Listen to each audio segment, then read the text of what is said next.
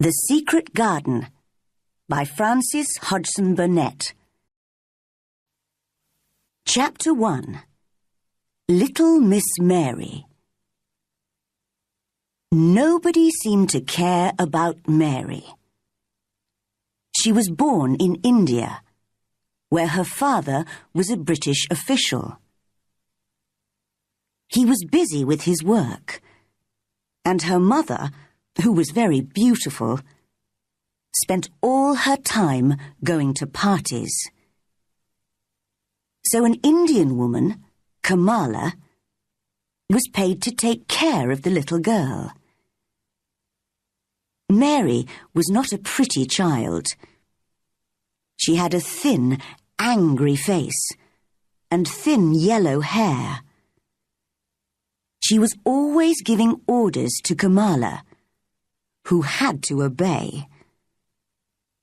Mary never thought of other people, but only of herself. In fact, she was a very selfish, disagreeable, bad-tempered little girl. One very hot morning, when she was about 9 years old, she woke up and saw that instead of Kamala, there was a different Indian servant by her bed. "What are you doing here?" she asked crossly.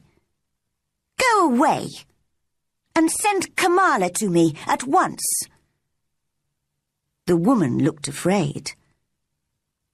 "I'm sorry, Miss Mary. She can't come." Something strange was happening that day. Some of the house servants were missing, and everybody looked frightened. But nobody told Mary anything. And Kamala still did not come. So at last, Mary went out into the garden and played by herself under a tree. She pretended she was making her own flower garden and picked large red flowers to push into the ground. All the time, she was saying crossly to herself, "I hate Kamala. I'll hit her when she comes back." Just then, she saw her mother coming into the garden with a young Englishman. They did not notice the child, who listened to their conversation. "It's very bad, is it?" her mother asked the young man in a worried voice. "Very bad," he answered seriously. "People are dying like flies. It's dangerous to stay in this town. You should go to the hills, where there's no disease." "Oh, I know," she cried. "We must leave soon." Suddenly, they heard loud cries coming from the servants' rooms at the side of the house. "What's happened?" cried Mary's mother wildly. "I think one of your servants has just died. You didn't tell me the disease is here, in your house." "I didn't know!" she screamed. "Quick, come with me." And together they ran into the house. Now Mary understood what was wrong. The terrible disease had already killed many people in the town. And in all the houses, people were dying. In Mary's house, it was Kamala who had just died. Later that day, 3 more servants died there. All through the night and the next day, people ran in and out of the house, shouting and crying. Nobody thought of Mary. She hid in her bedroom, frightened by the strange and terrible sounds that she heard around her. Sometimes she cried, and sometimes she slept.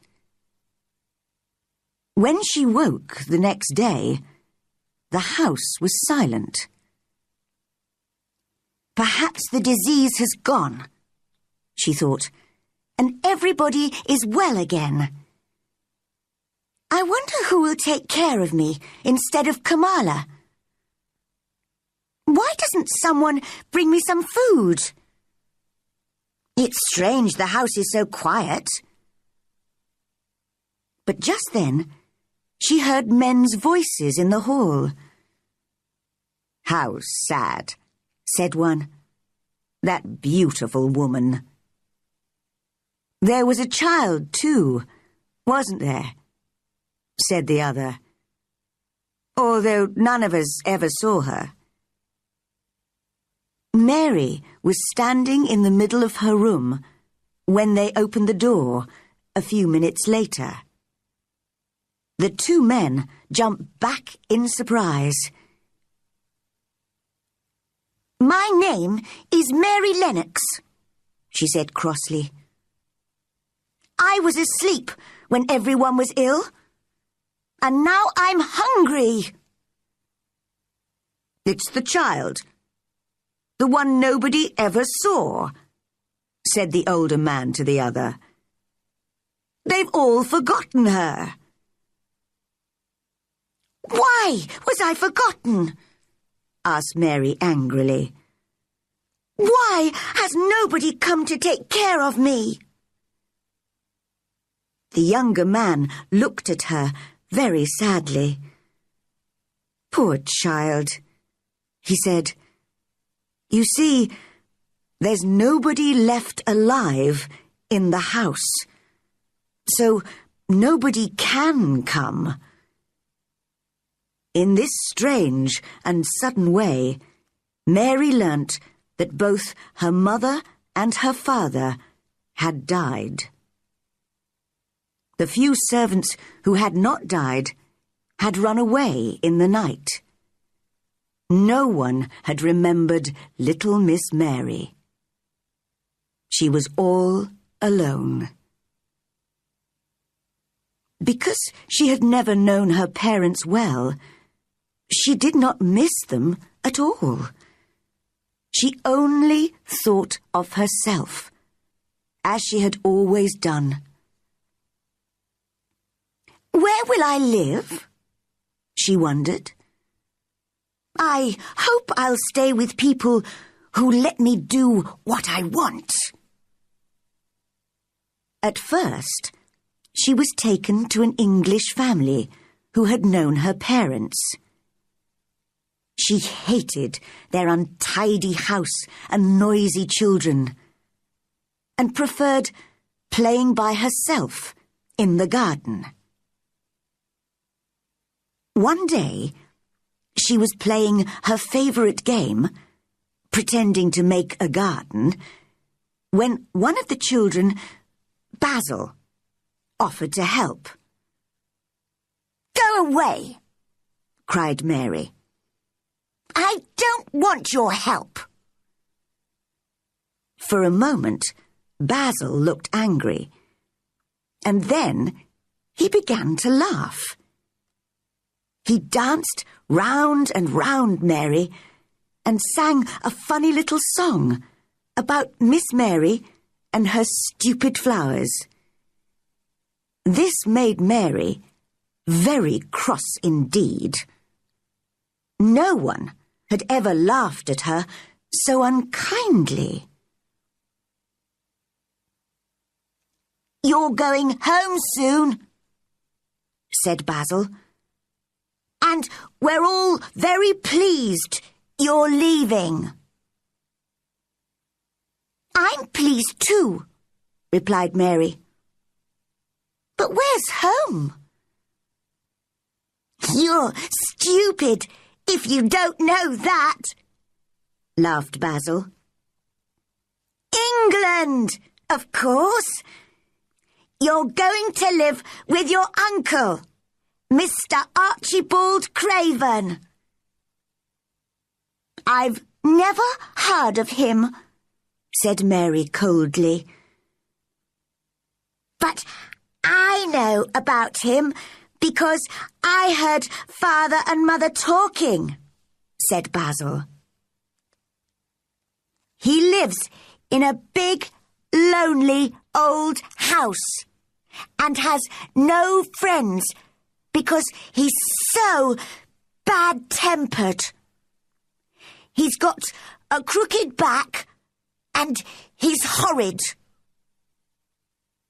"I don't believe you," cried Mary. But the next day, Basil's parents explained that she was going to live with her uncle in Yorkshire, in the north of England. Mary looked bored and cross and said nothing. After the long sea journey, she was met in London by Mr. Craven's housekeeper, Mrs. Medlock. Together, they travelled north by train. Mrs. Medlock was a large woman with a very red face and bright black eyes. Mary did not like her, but that was not surprising, because she did not usually like people. Mrs. Medlock did not like Mary either. "What a disagreeable child," thought the housekeeper. "But perhaps I should talk to her. I can tell you a bit about your uncle, if you like," she said aloud. "He lives in a big old house, a long way from anywhere. There are nearly 100 rooms, but most of them are shut and locked. There's a big park round the house, and all kinds of gardens. Well, what do you think of that?" "Nothing," replied Mary. "It doesn't matter to me."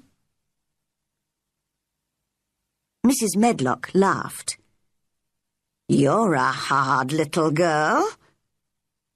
Well, if you don't care, Mr. Craven doesn't either. He never spends time on anyone.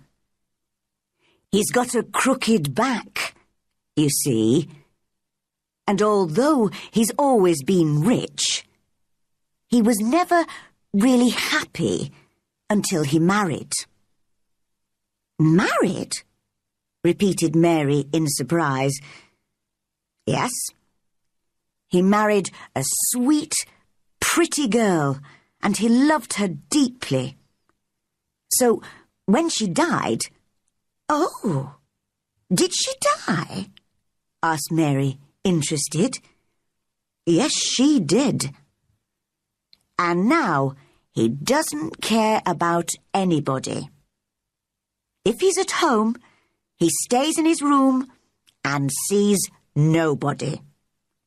He won't want to see you, so you must stay out of his way and do what you're told."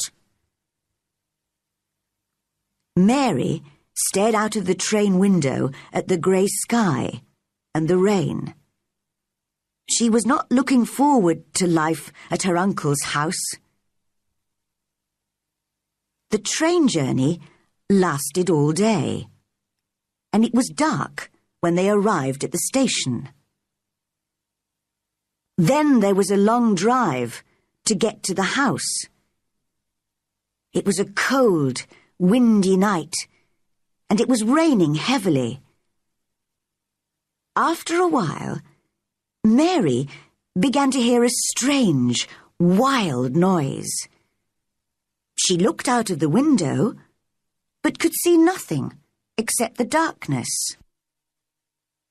"What's that noise?" she asked Mrs. Medlock. It's not the sea, is it? No, that's the moor. It's the sound the wind makes, blowing across the moor. What is a moor? It's just miles and miles of wild land, with no trees or houses. Your uncle's house is right on the edge of the moor. Mary listened to the strange, frightening sound. I don't like it, she thought. I don't like it. She looked more disagreeable than ever.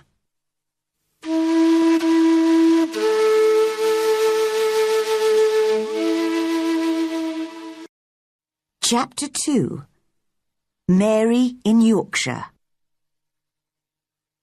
They arrived at a very large old house. It looked dark and unfriendly from the outside. Inside, Mary looked around the big shadowy hall and felt very small and lost. They went straight upstairs. Mary was shown to a room where there was a warm fire and food on the table. "This is your room," said Mrs. Medlock. "Go to bed when you've had some supper. And remember, you must stay in your room. Mr. Craven doesn't want you to wander all over the house." When Mary woke up the next morning, she saw a young servant girl cleaning the fireplace. The room seemed dark and rather strange, with pictures of dogs and horses and ladies on the walls. It was not a child's room at all. From the window, she could not see any trees or houses, only wild land, which looked like a kind of purple sea. "Who are you?" she asked the servant coldly. "Martha, miss," answered the girl with a smile. "And what's that outside?" Mary continued. "That's the moor," smiled Martha. "Do you like it?" "No," replied Mary immediately. "I hate it." "That's because you don't know it. You will like it. I love it. It's lovely in spring and summer when there are flowers. It always smells so sweet. The air's so fresh and the birds sing so beautifully. I never want to leave the moor." Mary was feeling very bad-tempered. "You're a strange servant," she said. "In India, we don't have conversations with servants. We give orders, and they obey, and that's that." Martha did not seem to mind Mary's crossness.